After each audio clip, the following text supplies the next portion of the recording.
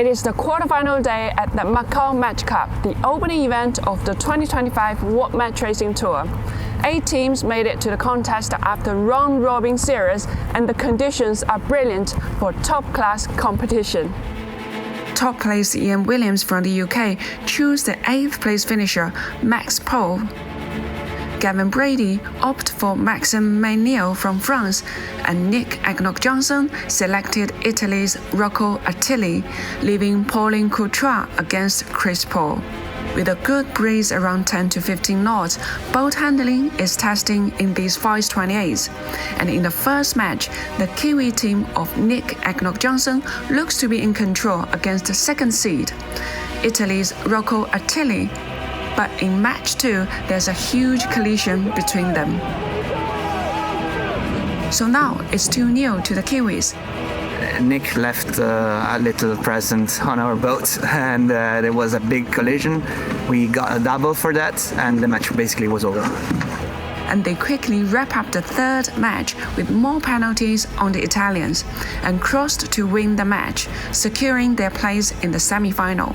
Pairing 2 sees the 2 match racing world number 1 ranked sailors head-to-head again, and the first win goes to Pauline Courtois from France. Chris recovers to win match 2, and their third match sees Pro take the lead to go 2-1 up, leaving Pauline with the must-win 4th match.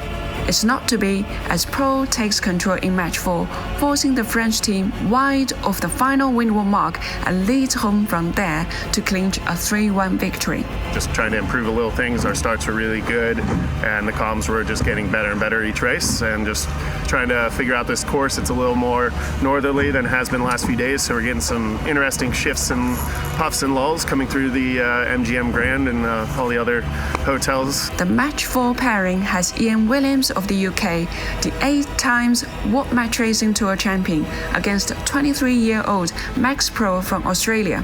And it is simply a masterclass from the experienced British team, who complete a 3-0 win with comparative ease. Match 3 is Gavin Brady of the USA against French Maxime Manuel, who has sailed very well in the event so far, and he continues, scoring the first point over Brady. Through a long contest, which includes bold breakdowns, they are tied on 2 wins each and head into the 5th and deciding match. In the pre-start, Brady fails to keep clear and is penalized, handling an edge to the French team, and is now on the back foot. Can the French hold on to defeat this former America's Cup skipper?